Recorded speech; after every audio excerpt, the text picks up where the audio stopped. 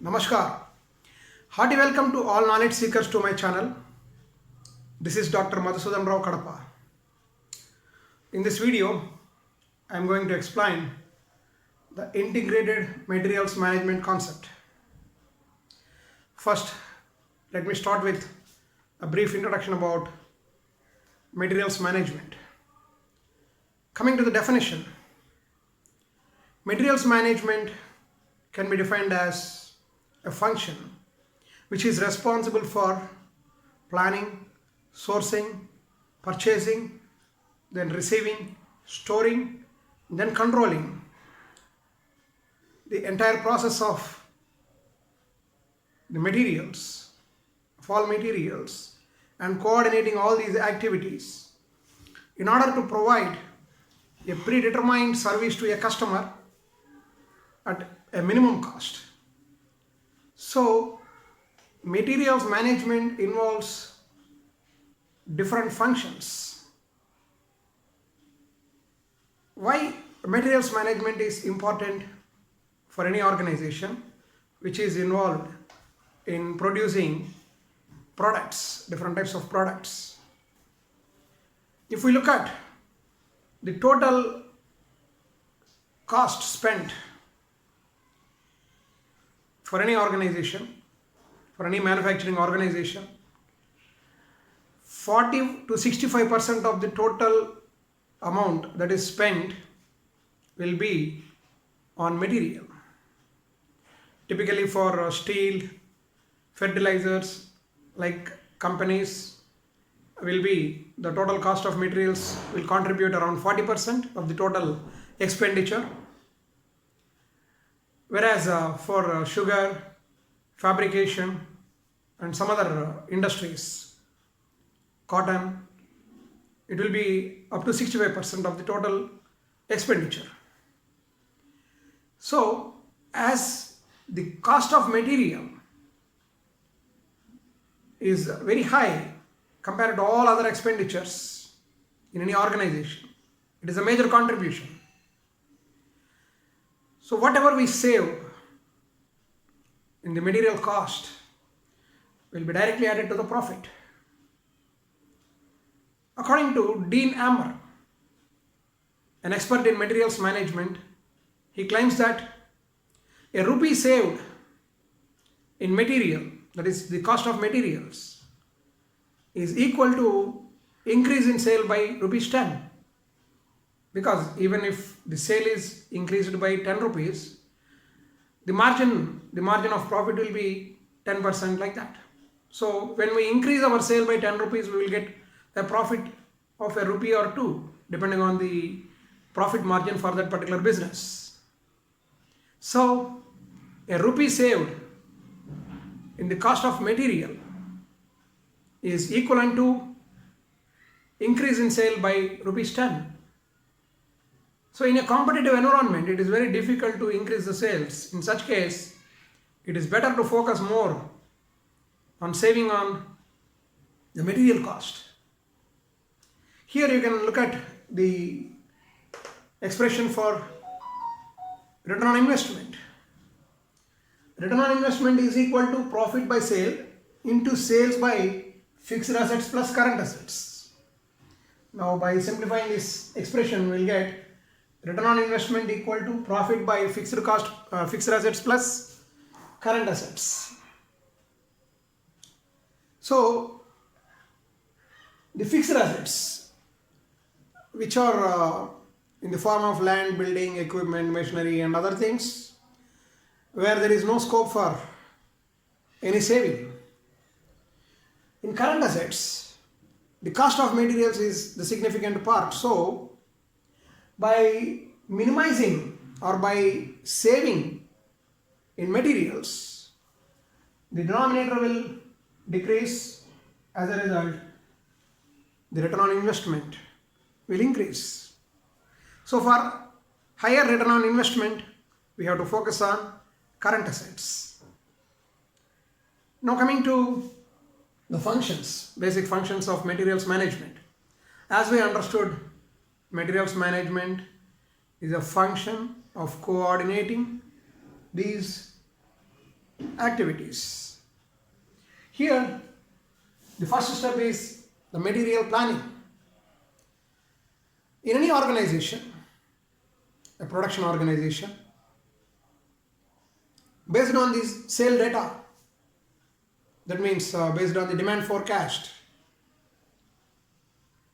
the materials required to make different parts or components or finished goods will be prepared.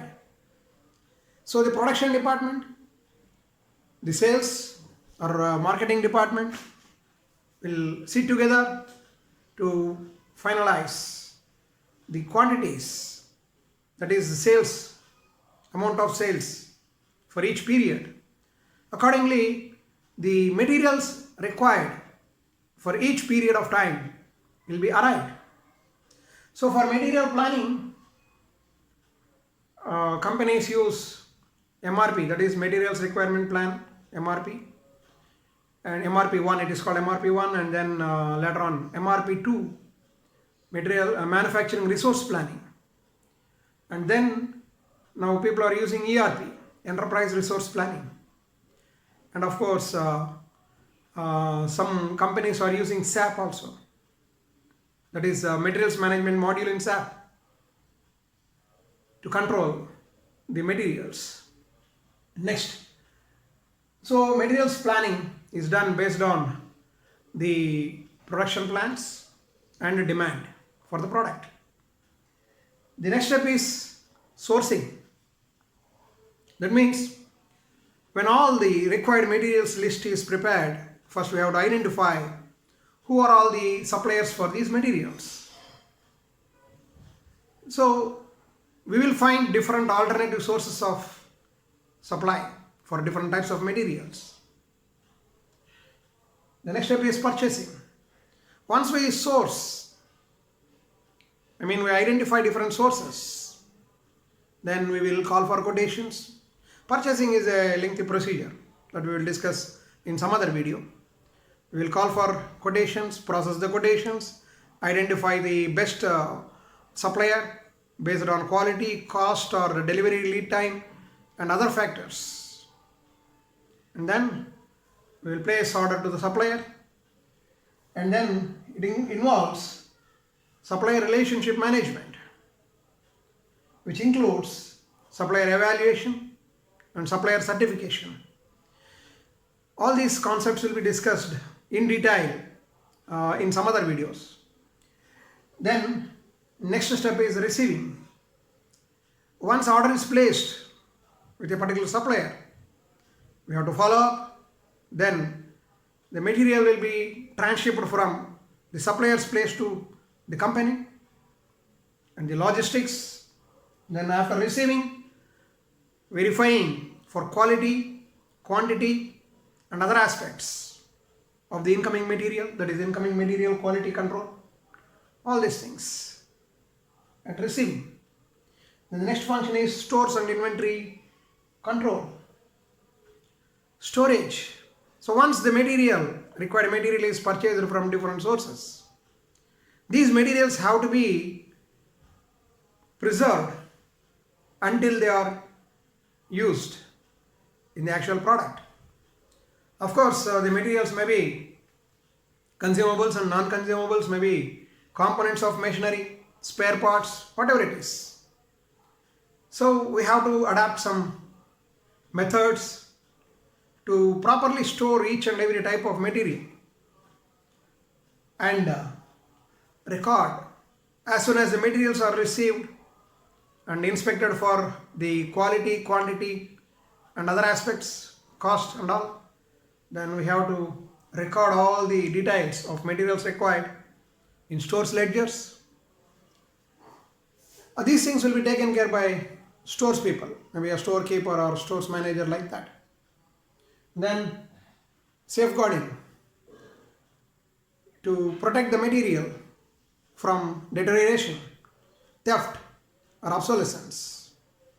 Then issuing the materials as per the requirements of the production people or any other department. Stores management. So recording all these That means receipts, issues, damages, whatever it is, all these things is stores management. And inventory control. In inventory control, once the total demand for a particular type of material is known, we will arrive at an economic order quantity. That is analytical part. I will explain in some other video. So how best we can arrive at a particular quantity for which the cost will be minimized over a period of time. The span may be 1 year or 1 month, like that. So inventory control and then disposal.